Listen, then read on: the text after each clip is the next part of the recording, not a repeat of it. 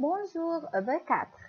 Aujourd'hui, on va expliquer le type des habitats de l'eau douce.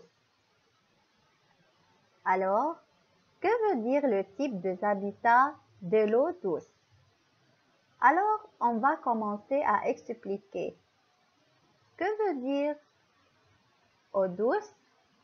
Quelle est son importance pour la vie?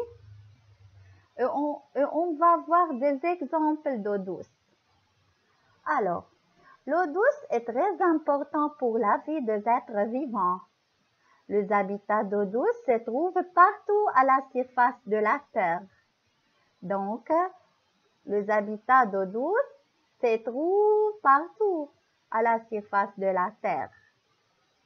On voit la mer, on voit l'étang, on voit le ruisseau, on voit le lac, on voit la rivière, on voit le marais, on voit la chute d'eau et beaucoup d'autres exemples.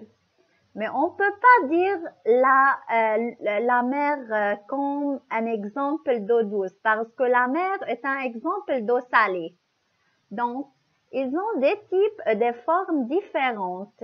Donc, ils ne se ressemblent pas.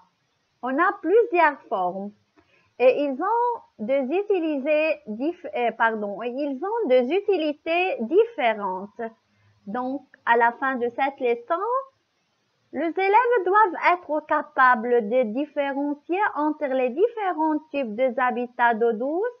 Il faut différencier les différents habitats d'eau douce. Il faut identifier les propriétés des habitats d'eau douce et nommer quelques plantes vivantes dans l'habitat d'eau douce. Donc, à la fin, il faut savoir comment énoncer des bons comportements pour protéger les habitats d'eau douce de pollution. D'abord, dans l'activité 1, on voit le lac, le ruisseau, l'étang, la rivière et le marais. La source et la chute d'eau. Donc, premièrement, on va nommer les habitats d'eau douce dans ces documents. Donc, on voit le lac, on voit le ruisseau, on voit l'étang, la rivière, le marais et la chute d'eau. Donc, l'eau douce, c'est-à-dire l'eau qui n'est pas salée. Donc, c'est-à-dire al-miyah al-azba. Indiquer le type de ces habitats, eau salée ou eau douce, bien sûr. L'étang, le ruisseau, la rivière, le marais, la chute d'eau, ils sont de type d'eau douce. Ils ne sont pas d'eau salée. Donc, nommer l'habitat où l'eau est en changement permanent. Donc, la source, le ruisseau, la rivière, il coule toujours. D'accord? Donc, l'eau est en changement permanent. Donc, l'eau est en changement permanent dans le ruisseau, dans la rivière, dans la source et dans le chute d'eau. Donc, c'est-à-dire l'eau change, coule. Nommer cet habitat, on dit que ce sont d'eau courante. Parce qu'il court, parce qu'il déplace, parce qu'il change.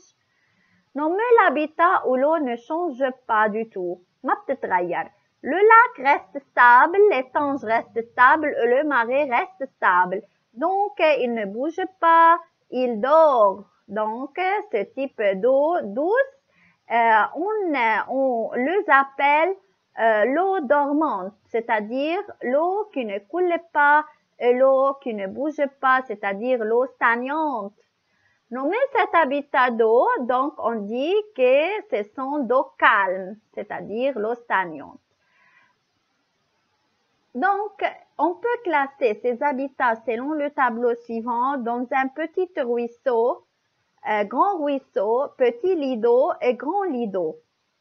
Donc, le lac, on dit le lac que c'est un grand lit d'eau. Le ruisseau, donc on dit petit ruisseau.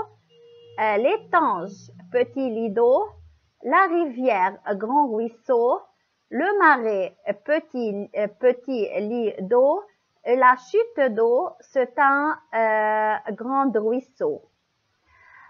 Donc, écrire une conclusion. L'eau douce est divisée en deux parties. On a l'eau coulante et l'eau dormante. L'eau coulante comme le ruisseau, comme la rivière, comme la chute d'eau. Et l'eau stagnante comme le lac, comme l'étange et le marais.